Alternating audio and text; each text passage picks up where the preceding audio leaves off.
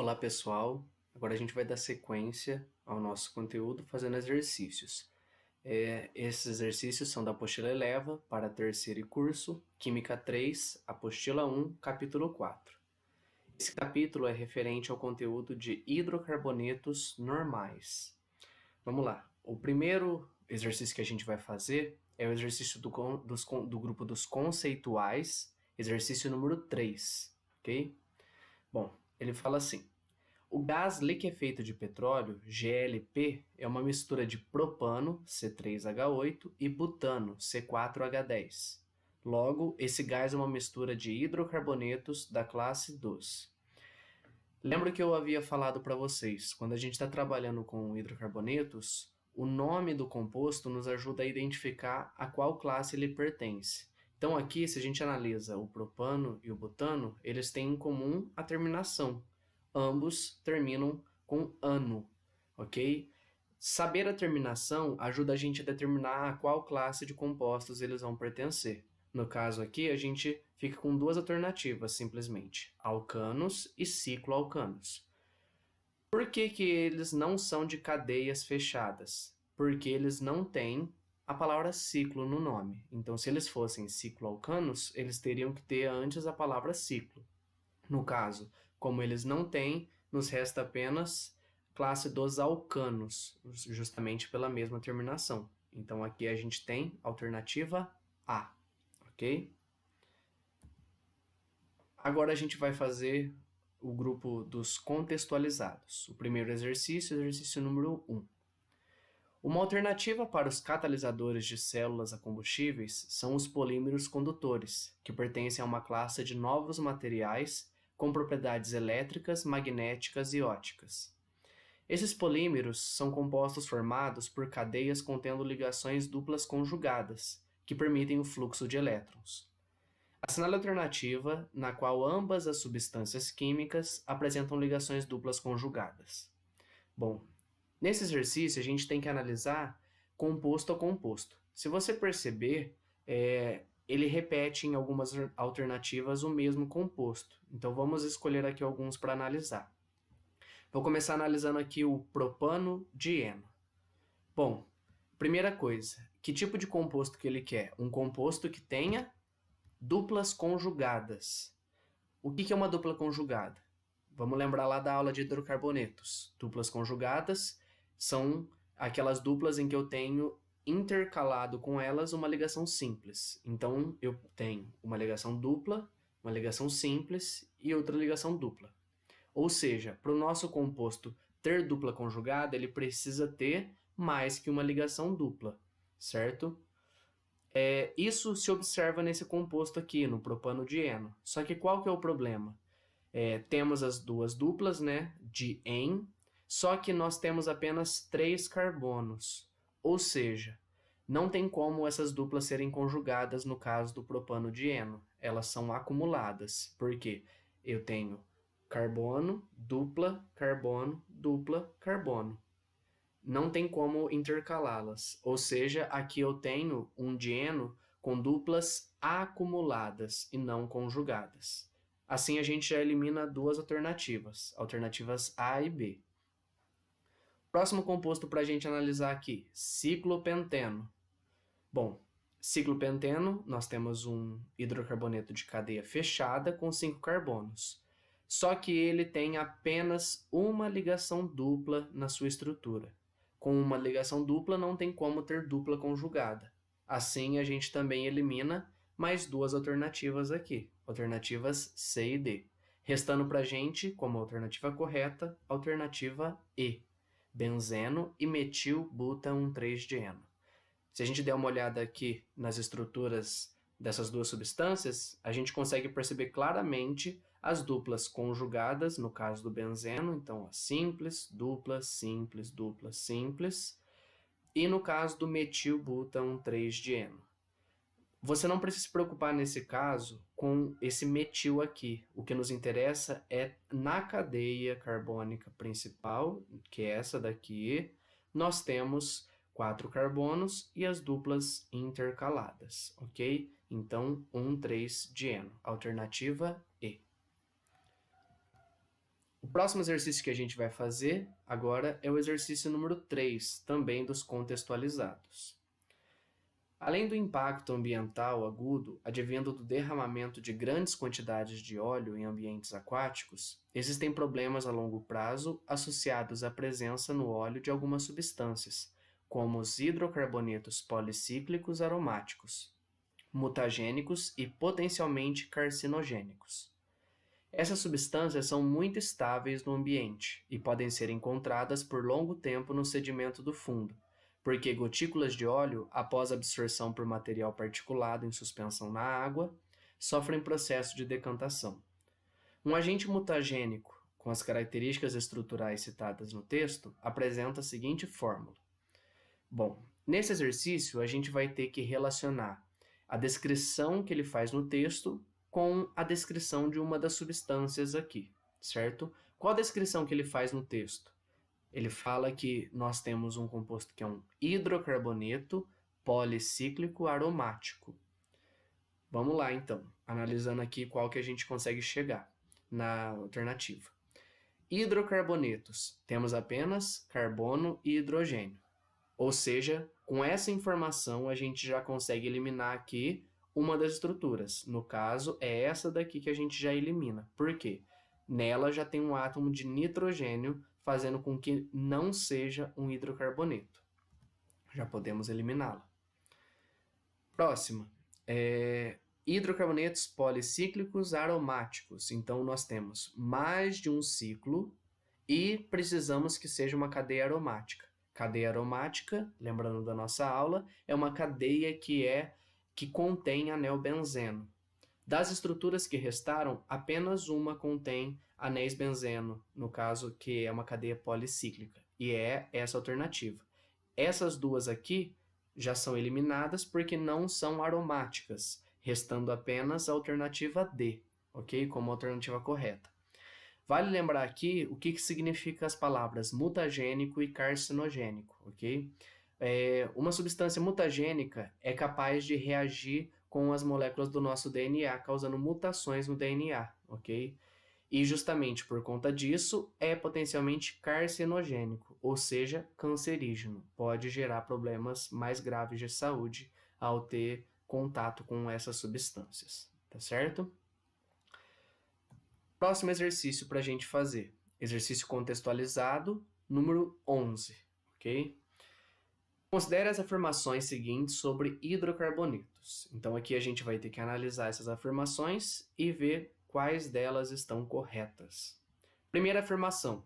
Hidrocarbonetos são compostos orgânicos constituídos somente de carbono e hidrogênio. De fato, isso confere com o que a gente estudou. Então, a primeira está correta. Assim, a gente segue aqui.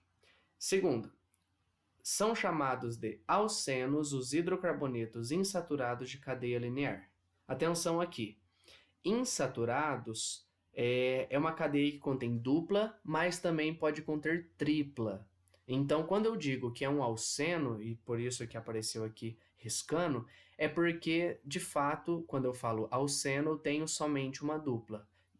Não é necessariamente um alceno, pode ser também um alcino, por exemplo. Assim, hidrocarbonetos saturados não são somente alcenos. Como essa afirmação está errada, a gente já consegue eliminar aqui as alternativas C e E. Continuando. Terceira afirmação. Cicloalcanos são hidrocarbonetos alifáticos saturados de fórmula geral CnH2n. Então, vamos analisar aqui. Cicloalcano. Eu tenho um alcano de cadeia fechada. Preste atenção. Lembra da palavra alifático. Alifático é sinônimo para cadeia aberta. Cicloalcano não é um hidrocarboneto alifático. Então, está aqui o problema dessa afirmação. Eles são saturados, ou seja, só têm ligações simples, mas não são alifáticos. Assim, a terceira afirmação está incorreta. Então, a gente já elimina aqui mais duas, sobrando como alternativa correta a alternativa A, ok? Sem a gente precisar analisar a quarta afirmação. Mas vamos dar uma olhada nela aqui, ó. São hidrocarbonetos aromáticos bromobenzeno, p-nitrotolueno e naftaleno. Alguns desses compostos a gente não trabalhou ainda, tá? Então por isso fica um pouquinho mais difícil de analisar. Mas eles são todos aromáticos, ou seja, em todos eles a gente consegue encontrar a estrutura de anel benzeno. Vimos aqui benzeno, né, e naftaleno. O único que a gente não viu ainda e vamos ver em breve é o tolueno. Mas não se preocupem, vejam que dá para resolver esse exercício sem precisar saber de fato o que seria o tolueno. O próximo exercício que a gente vai fazer agora é o exercício número 13, dos contextualizados. Considere as afirmações a seguir e preencha os parênteses com verdadeiro ou falso. O estireno representado pela fórmula estrutural a seguir é obtido a partir do petróleo, sendo usado principalmente pelas indústrias de plástico e de borrachas. Então está aqui a estrutura dessa substância que ele chamou como estireno, ok? Em relação a esse composto, afirma-se que sua fórmula mínima é idêntica à do benzeno. Vamos lá. A gente tem que se lembrar aqui o que é fórmula mínima. Primeira coisa, quando a gente fala de fórmula molecular, a fórmula molecular vai falar para a gente quanto eu tenho de cada elemento na minha substância. Já na fórmula mínima, é quando eu pego essa fórmula molecular e consigo dividir ela por algum valor, tendo o menor valor possível nos índices, tá? Se eu analiso aqui a estrutura do benzeno, né, só essa primeira estrutura aqui, eu chego na fórmula molecular C6H6. Já o estireno, que é toda essa estrutura, se eu conto os carbonos, nós temos 8 carbonos, certo? E completando as ligações que faltam, a gente tem aqui os hidrogênios, inteirando 8 hidrogênios. Preste atenção, eu consigo dividir esses valores aqui por um mesmo valor e ter um valor menor, no caso aqui do benzeno? Consigo. Dividindo C6H6, os dois valores por 6, eu chego na fórmula mínima CH.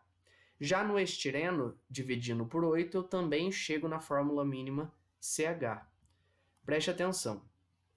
Quando eu falo de fórmula mínima, eu não estou querendo dizer necessariamente que existe um composto com fórmula CH, mas aqui eu estou me referindo à menor proporção, né, a menor fórmula que mantém a proporção entre os átomos na minha molécula, ok? Então essa primeira afirmação está correta, ela é verdadeira. Próxima, ela fala assim: apresenta cadeia heterogênea e mista. Cuidado, heterogênea, ou seja, precisa de um heteroátomo. Heteroátomo é aquele átomo que é diferente de carbono e hidrogênio no meio da minha cadeia. Não temos heteroátomo aqui, então essa afirmação está incorreta, falsa. Próxima. Possui anel benzênico em sua estrutura. De fato, aqui na estrutura encontramos um anel benzênico. Verdadeira. Próximas afirmações. Apresenta em sua estrutura somente um átomo de carbono quaternário. Carbono quaternário é aquele carbono que está ligado a outros 4 carbonos diferentes. Se a gente analisa cada um dos carbonos nessa estrutura, não temos aqui um carbono quaternário. O máximo que a gente vai ter, que é nesse carbono aqui, é um carbono terciário. Então, não existe o chamado carbono quaternário nessa estrutura. Por isso, ela está incorreta também, está falsa. E por fim, a última afirmação. Apresenta em sua estrutura somente um átomo de carbono com geometria tetraédrica. Bom, geometria tetraédrica, como já trabalhamos aqui, é a geometria de um carbono que faz 4 ligações simples, com hibridização sp3. Se a gente analisa cada um dos carbonos nessa estrutura, não temos nenhum carbono que faz 4 ligações simples. Então, consequentemente, não vamos ter nenhum com geometria tetraédrica. Então, também está incorreta essa afirmação. Vale perceber aqui que nessa estrutura todos os carbonos são de hibridização sp2, ok? Então, eles têm geometria trigonal plana. A sequência correta de preenchimento dos parênteses de cima para baixo então, começamos aqui, verdadeiro, falso, falso. Alternativa A, ok?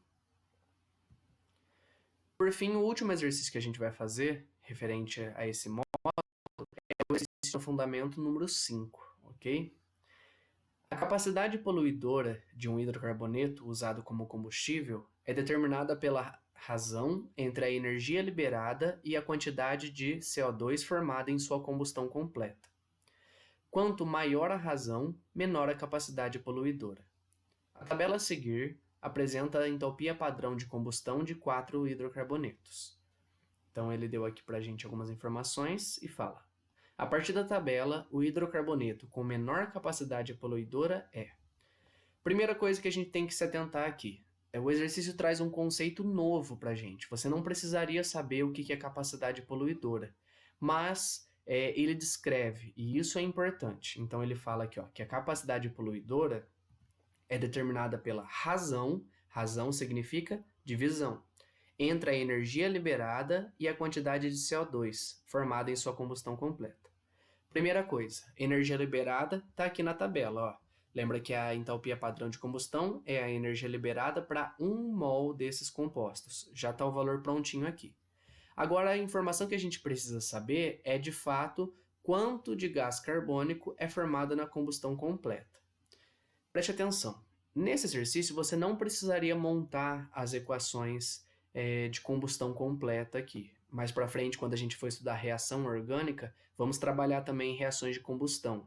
Combustão é quando um combustível, uma substância, reage com gás oxigênio, formando, se for completa, como é esse caso, gás carbônico e água. O que interessa para a gente saber aqui?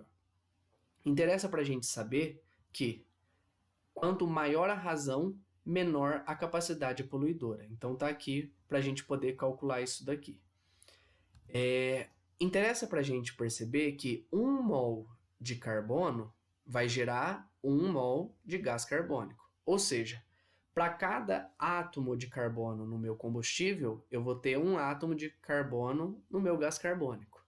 Assim, aqui a gente tem o nome de cada um desses hidrocarbonetos e pelo nome a gente consegue saber quantos carbonos cada um tem. O que a gente precisa fazer? Se é 1 para 1 essa proporção, eu não preciso fazer conta nenhuma. Eu pego simplesmente quantos carbonos tem no meu hidrocarboneto, que vai ser também a quantidade de carbonos no gás carbônico. Vou dividir aqui cada um desses valores. Aquele que apresentar a maior razão, ou seja, o maior resultado da divisão, é o que tem menor capacidade poluidora, que é o que ele quer aqui como questão para esse exercício. Então vamos lá. Octano. Octano, nós temos 8 carbonos na estrutura. Perceba aqui que não interessa para a gente quais os tipos de ligação que há na estrutura, enfim. Só interessa saber quantos carbonos, porque é o carbono que vai dar origem ao gás carbônico na combustão. Hexano, temos 6 carbonos. Benzeno, cuidado aqui, também são 6 carbonos. E por fim o pentano, que são 5 carbonos. Agora é fácil, é só a gente pegar esses valores e dividir pelos valores aqui que a gente encontrou. No caso, 5.440 por 8, 680. 4.140 por 6, 690. 3.270 por 6, 545. E 3.510 por 5, 702. Não precisa se preocupar com relação ao sinal, tá, dessa conta, porque o sinal aqui está falando simplesmente para a gente que é uma reação que vai liberar energia, como a gente sabe que acontece com toda a combustão, ok? Me interessa simplesmente o valor da conta. Então aqui, pelos resultados que a gente encontra, o que apresenta menor capacidade poluidora é o pentano, alternativa D.